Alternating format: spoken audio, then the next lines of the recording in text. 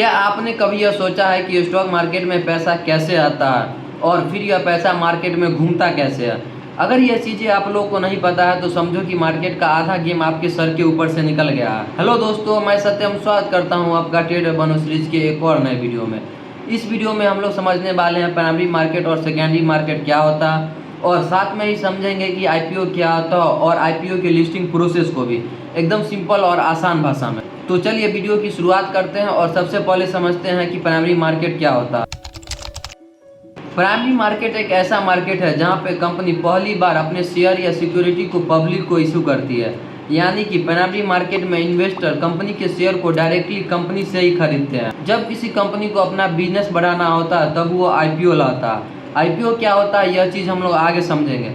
IPO आने के बाद इन्वेस्टर जाके उस आईपीओ में इन्वेस्ट करते हैं और इन्वेस्टर द्वारा इन्वेस्ट किया गया पैसा सीधा कंपनी के पास जाता है। तो इस तरह कंपनी पब्लिक के थ्रू फंड रेज करती है और अपने बिजनेस को बढ़ाती है, और ये सारा प्रोसेस होता है प्राइमरी मार्केट में। तो चलिए अब समझते हैं कि सेकेंडरी मार्केट क्या होता है। मान लो कि एबीसीडी एक कंपनी है जिसने अपना आईपीओ लाया। आपने जाके उस आईपीओ में इन्वेस्ट किया और आपको 100 शेयर मिले। अब आप उस शेयर को बेचना चाहते हो, तो क्या आप दोबारा उस शेयर को उसी कंपनी को बेचोगे? नहीं, ऐसा नहीं होता। अब आपको उस शेयर को बेचने के लिए जाना पड़ेगा सेकेंडरी मार्केट में, यानी कि स्टॉक एक्सचेंज के पास। इंडियन स्टॉक मार्केट में दो सबसे पॉपुलर स्टॉक एक्सचेंज है, एक एनएसई और दूसरा बीएसई।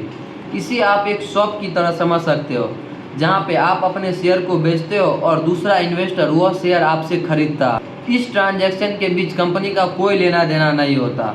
सेकेंडरी मार्केट में ही डेली ट्रेडिंग होती है। जब तक कोई कंपनी स्टॉक एक्सचेंज पे लिस्ट नहीं होती तब तक हम लोग यह नहीं बोल सकते हैं कि वह कंपनी स्टॉक मार्केट में आ चुकी है। जब वह कंपनी स्टॉक एक्सचेंज पे लिस्ट हो जाती है तब हम लोग बोल सकते हैं कि हाँ, अब वह कंपनी स्टॉक मार्केट में आ चुकी है। तो चलिए अब समझते हैं कि आईपीओ क्या होता है। IPO stands for initial public offering. इसका मतलब होता है कि कोई कंपनी पहली बार अपने शेयर को पब्लिक के बीच ला रही है। जब कोई कंपनी प्राइवेट होती है तो उसका मालिक और कुछ इन्वेस्टर ही उस कंपनी के हिस्सेदार होते हैं। लेकिन आईपीओ आने के बाद आम आदमी भी, जैसे कि मैं और आप, उस कंपनी के शेयर को खरीद कर उस कंपनी के हिस्सेदार बन सकते हैं। किसी भी कंपनी का आईपीओ लाने का मेन मकसद होता है पब्लिक के थ्रू फंड रेज करना, ताकि वो अपने बिजनेस को बढ़ा सके, लोन रीपे कर सके और नए नए प्रोजेक्ट पे काम कर सके। तो चलिए अब स्टेप बाय स्टेप समझते हैं कि कोई भी कंपनी अपना आईपीओ स्टॉक मार्केट में कैसे लाती है। सबसे पहला स्टेप है बोर्ड का अप्रूवल। सबसे पहले कंपनी का बोर्ड ऑफ डायरेक्टर डिसीजन लेता है कि उसे आईपीओ लाना है या नहीं। फिर आता है स्टेप 2, डीआरएसपी फाइल करना।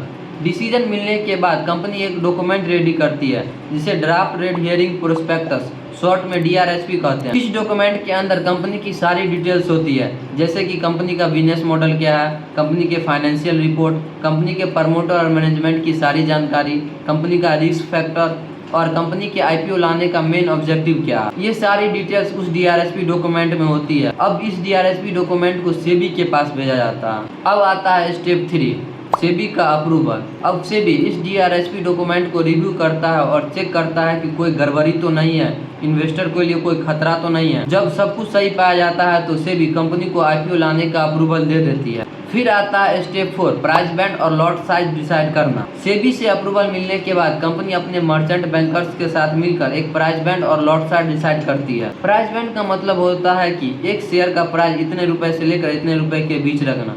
फॉर एग्जाम्पल, मान लो कि कोई कंपनी अपने एक शेयर का प्राइस 100 रुपये से लेकर 110 रुपये के बीच रखती है, तो यह चीज़ हो गया प्राइस बैंड। और लॉट साइज का मतलब होता है कि वह कंपनी एक लॉट में कितने क्वांटिटी, यानी कि कितना शेयर रखती है। मान लो कि कोई कंपनी अपने एक लॉट में 100 शेयर रखती है, तो यह चीज़ हो गया लॉट साइज। तो प्राइस बैंड डिसाइड होने के बाद अब इन्वेस्टर उसी प्राइस बैंड के अंदर बिड करते हैं। अब आता है step 5, bidding process. Price band decide होने के बाद कंपनी का आईपीओ 3 दिनों से लेकर 5 दिनों के लिए ओपन होता है, जिसमें रिटेल इन्वेस्टर, एचएनआई और इंस्टीट्यूशनल इन्वेस्टर ब्रोकर के थ्रू बिडिंग करते हैं। और यह सारा प्रोसेस होता है प्राइमरी मार्केट में, यानी कि इन्वेस्टर द्वारा आईपीओ में लगाया गया पैसा सीधा कंपनी को मिलता है। फिर आता है स्टेप 6, शेयर अलॉटमेंट।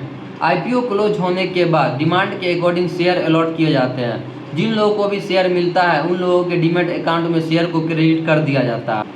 अब आता है लास्ट स्टेप, जो कि है कंपनी के शेयर का स्टॉक एक्सचेंज पे लिस्ट होना। शेयर अलॉटमेंट के 5 से 7 दिनों बाद कंपनी के शेयर को NSE और BSE पर लिस्ट कर दिया जाता है, जो कि स्टॉक एक्सचेंज है। सेकेंडरी मार्केट में लिस्ट होने के बाद कंपनी का शेयर फ्रीली ट्रेड होने लगता है। सेकेंडरी मार्केट में लिस्ट होने के बाद ही हम लोग बोल सकते हैं कि वह कंपनी स्टॉक मार्केट में आ चुका है। तो चलिए अब IPO लिस्टिंग के इन 7 प्रोसेस को एक बार रिकैप कर लेते हैं। स्टेप 1 बोर्ड का अप्रूवल, स्टेप 2 DRHP फाइल करना, स्टेप 3 सेबी का अप्रूवल, स्टेप 4 प्राइस बैंड और लॉट साइज डिसाइड करना, स्टेप 5 IPO का ओपन होना, स्टेप 6 शेयर अलॉटमेंट और लास्ट स्टेप शेयर का स्टॉक एक्सचेंज पे लिस्ट होना। तो अगर आप ट्रेडिंग सीखने में इंटरेस्टेड है तो इस चैनल को सब्सक्राइब कर लो और आज से ही अपनी ट्रेडिंग जर्नी की शुरुआत करो।